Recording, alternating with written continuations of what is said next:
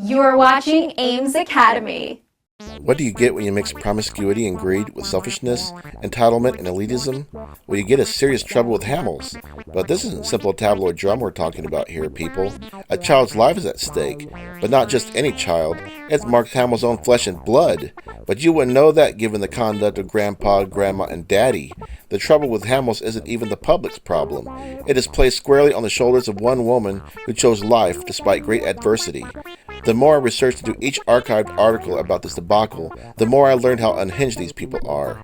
In an XOJane article by Maegan Chen, archived in 2016, she describes her brief relationship with Nathan Hamill, son of the legendary Mark Hamill of Star Wars fame. From what I gather, this is a friends with benefits relationship. Nowhere in this article could I find evidence of this relationship being romantic. The word love between Maegan and Nathan never comes up.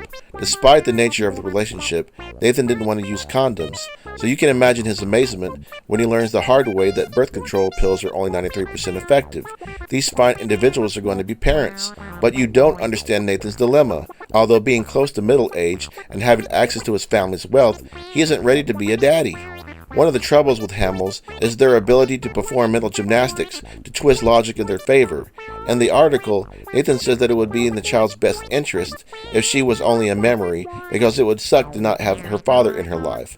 Because if Maegan has the baby, he will end the relationship and ghost her. It makes me feel awful that my kid could be out there when I don't want to raise one, but I can't force you to do what I think is best for all of us. If you're keeping it, then it sucks that our relationship had to end this way because I really like you. I really like you too, Maegan replies. That is why this is so hard for me. If I couldn't do it, I'd never contact you or ask you for anything. I'd never ask you to help me raise it. Don't you think the kid not having a dad is effed up though? It would suck for the kid. If I don't have any responsibility, I would feel horrible for the kid. Now this kind of logic really hurts my brain. Are you telling me that millions of people who grew up in single-parent families aren't happy? That all of them secretly resent being alive? Or does it suck if Nathan Hamill specifically wasn't in her life? That he didn't grace her with his presence? I mean, her mother could tell her the truth, that her father didn't want to be in her life, and in fact tried to leverage their relationship to get what he wanted. No money from a trust fund and no money from my parents, an alleged text from Nathan read, and you could be paying me child support if I have custody. How the hell does that work? Who has the largest net worth? Don't judges pick the mother most of the time when it comes to custody? Couldn't Maegan just show the judge the text where it says he doesn't want to be a father? Absolute pea-brain. Just told my dad, read another purported text from Nathan. My mom is really upset now. Today's has been a nightmare. I don't know how I'm going to last in this house with my family until July. Bear in mind, this is a man who was close to 40 making such a statement. After 7 weeks, Maegan folds under the pressure and decides to go through with it medicinally with pills. However, she finds out that it didn't take and that now she's going through a high-risk pregnancy. Out of guilt for what she has done to her child, she decides to keep her and love her forever. Once Nathan finds out about it, he lowballs her with $500 a month in insurance, to $325 a month and no insurance, to ghosting her altogether. The logic has been twisted out of shape. You had to pound it straight. Of course it has nothing to do with the child's best interest. It's in his best interest. Occam's razor. The most simple reason is the right one. The then 37-year-old financially independent man would like to continue dating corn stars and making a living drawing monsters and creating comic books, a hobby that most boys grow out of if they don't have parents who are millionaires. A little character study of Nathan Hamill. Like children of most celebrities, he lives a charmed life and used to get in his way. Had he not been Mark Hamill's son, he wouldn't be drawing comics, playing bit parts in two of the worst Star Wars films, or designing monsters. Don't get me wrong, making a living? Really? Making a living this way seems like a dream. Well, except being in The Phantom Menace and The Last Jedi. I never own up to that shit. He doesn't even write the jokes in his comics. Can you believe it takes 2 people to make this thing? Plus, Daddy has a shill for it, and it's not all that funny. Gary Larson, this guy ain't, and he makes bad decisions, or in this case a series of bad decisions. He goes on Tinder looking for dates, and apparently chicks with high body counts isn't a deal breaker for him. To make it worse, he prefers raw dogging them. What the hell did he think was going to happen? No. Another trouble with Hamills, like their triple counterparts, a trouble with one Hamill escalates into trouble with more Hamills. Nathan couldn't get his way, so he ghosted her, and Mommy started fighting his battles. She started sending emails about how it would be terrible for the child to grow up without a parent, and that Nathan wasn't ready to be a father. At 37, with financial independence, when exactly was he ready for fatherhood? May I remind you that fatherhood is a likely outcome when having unprotected relations. Maegan agrees to visit the Hamills in London, in which they arrange a medical appointment for her, when in actuality was a referral for a fetus deletus. So she backs out. "Maegan, you blew it," Nathan's mom wrote. "When he got to London, he showed me pictures of you and was excited you were coming over. Then you got pregnant. Now, if you thought that would keep you together, you calculated wrong. If you'd had the procedure, then he would have felt close to you for that. For no, you cared about him and his feelings. Your time in London would have been fabulous. You would still have a relationship with him. You still could, if and only if you have the procedure. But it is up to you. No coercing. No more contact with you about it. It is your decision and only yours to make. And he has told you time and time again he is not ready to be a father yet. But instead you have given him ultimatums and threatened him to have the baby if he didn't do this or that, or you didn't come to London. He has tried to please you as much as he possibly could under the extreme pressure and uncertainty that you will or did have the procedure." This reads like something a game show host would say. This and a whole lot more can be yours if only the price is right. There's that brilliant Hamill logic. They all would have had such a great time in London if she only respected his wishes. This fabulous life could be yours for the low, low price of one baby-ectomy. She goes on, "I am devastated for this child. No child should only have one parent. I know it happens all the time, but I would never choose to do it. I would never want to raise a child without the father around. It's hard enough to do it with a partner, but alone, it would be far too lonely. You want Nathan around now? How are you going to feel after the baby is born and he's not around? I couldn't do it. It is so selfish. I'm sorry, can't Grandma and Grandpa step up and give the baby a little love? I pray for this poor child. I told you I was adopted, and not knowing who your parents are and wondering why they didn't want you is something only another adopted person knows. And when I meet anyone that has been adopted, we have this instant deep bond that is unexplainable to anyone else. This is the only reason I feel strongly that you should not have this baby, and for no other reason than for the child. The best option for a less than ideal situation." Here we go again with more Hamill logic.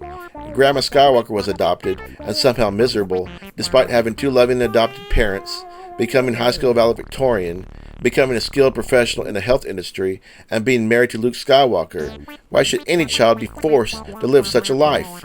It seems to me that Mary Lou has managed to have quite a fulfilling life despite being adopted. How was Maegan going to have such a fabulous time in London being around someone who is so miserable? So Maegan, once again, as I have said before, it is totally up to you. His mother wrote in another email, "Mark and I told you that if you choose to do the procedure, we would be more than willing to pay for it. Do not use that as an excuse. It is not an excuse. We could and would pay the clinic if and when it is done. At this point, we are not going to contact you again. You can have an attorney contact Nathan until the baby is born and a paternity test is done. Then the courts determine what Nathan is responsible for. You will not hear from him. Then, and only then, will you get a check. No more. We have welcomed you into our home and treated you as family, only to have you say things that just aren't true and hurt us and our son." From an archived article from the New York Post, Mark Hamill told me I shouldn't bring a child into the world that nobody wants. Doesn't the mother count? After constant badgering from the Hamills, Maegan decided to finally do it. I just told him I'd get it. He was eager to get it done, happy because he was finally getting his way. He said he'd take care of me after, and that we'd be together.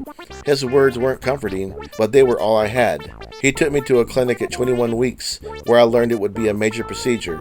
I told the nurse at Planned Parenthood what was happening, and I showed her the emails and messages. She told me it was coercion, and I shouldn't have it if I didn't want to. She offered me to give me paperwork stating I'd gotten it done. Damn, that's effed up.